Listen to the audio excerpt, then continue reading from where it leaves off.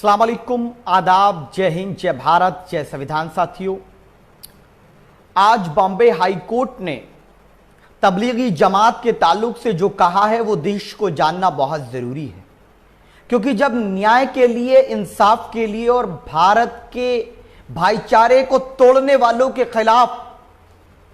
शादाब चौहान बात कर रहा था, पीस पार्टी बात कर रही थी, हमारे राष्ट्रीय अध्यक्ष बात कर रहे थे, तो टीवी एंकर से लेकर के तमाम इनका आईटी सेल हमें गालियां देने पर और देशद्रोही साबित करने पर लगा हुआ था। जिस दिन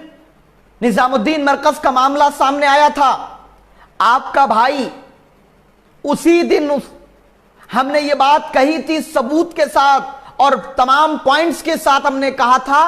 कि तबलीगी जमात के साथियों का कोई गुनाह नहीं है, उनको सरकार अपनी नाकामी छिपाने के लिए और नफरत फैलाने के एजेंडे को कामयाब करने के लिए निजामुद्दीन मरकज और तबलीगी जमात के लोगों का इस्तेमाल कर रही है।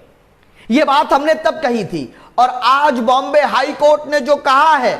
वो बहुत काबिले तारीफ है और लगभग वही है जो हमने उस वक्त सबूतों के आधार पर कहा था। आज बॉम्बे हाई कोर्ट ने कहा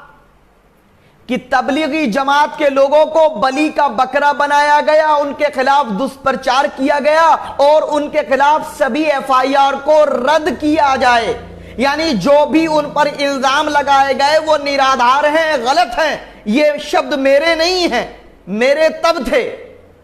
मेरे ये उस प्रकरण होने के अगले दिन थे और जब पूरा बीजेपी आईटी सेल हमारे पेज को रिपोर्ट कर रहा था, मेरी आईडी को ब्लॉक कराने की वो कर रहा था, हमको गालियां लिखी जा रही थी और जब ये बात मैंने न्यूज चैनल्स पे कही थी, तमाम नेशनल चैनल्स पर मैंने सीना ठोक कर कहा था, तो मुझे कहा कि तुम गद्दारों के साथ हो, तुम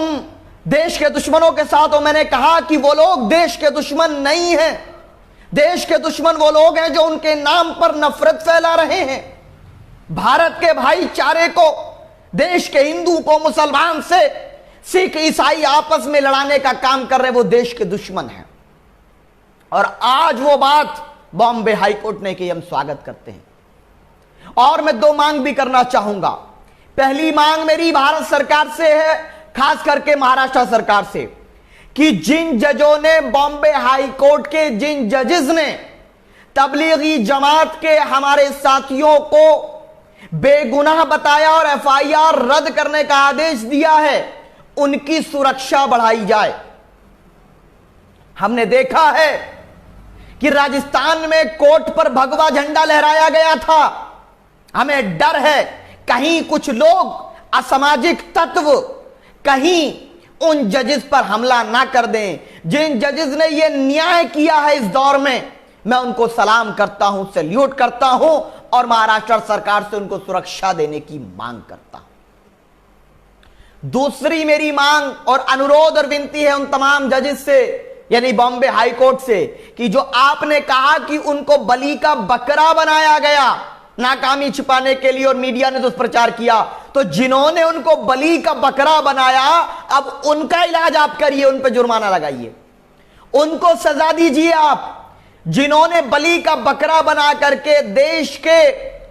30 करोड़ मुसलमान को, इस देश का दुश्मन या दाढ़ी टोपी वाले को, कोरोना फैलाने वाला या समाज में जहर घोलने वाला, जो आपसी भाईचारे को खत्म करने के लिए ये साजिश करता लोग थे, इन पर देशद्रोह का मुकदमा लगाया जाए। डॉक्टर अय्यूब साहब अगर शांति, न्याय की और ईश्वर ये संदेश की बात करें तो एनएचए लगा दोगे, देशद्रोही कह दोगे। लेकिन जिसको बॉम्बे हाई कोर्ट ये माने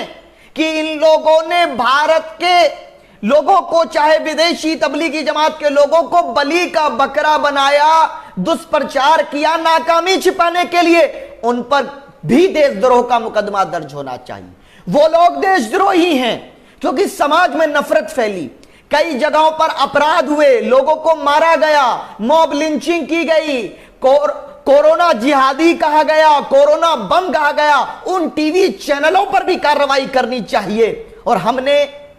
जो नफरतवादी लोग थे चाहे वो टीवी के लोग हों, हमने उनके खिलाफ सुप्रीम कोर्ट में केस डाला हुआ है, वो केस पेंडिंग है और यही दर्द था डॉक्टर अय्यूब साहब से, पीस पार्टी से, इसीलिए उनको एनएसए लगा करके उनको जेल में डाला गया। साथियों, इसीलिए मैं कहता हूं, और मैं नहीं कहता हूं सिर्फ, भारत में और भारत के बहुत से जगहों पर आपने देखा होगा, बहुत जगहों पर आपने देखा होगा कि लिखा हुआ होता सत्यमेव जयते। जीत सच की होती है, आप लड़िए सच के लिए। परेशानी आ सकती है, जेलों में डाला जा सकता है, झूठे मुकदमे दर्ज किए जा सकते हैं, लेकिन जब आप न्याय के रास्ते पर होंगे, मानवता के रास्ते पर होंगे, तो जीत तुम्हारी होगी, जीत आपकी होगी। और हम उस परेशानी को उठाने के लिए तैयार हैं। हमने जो आवाज बुलंद की थी, आज बॉम्बे हाई कोर्ट ने उस पर अपनी न्याय की मोहर लगाकर बता दिया कि हम लोग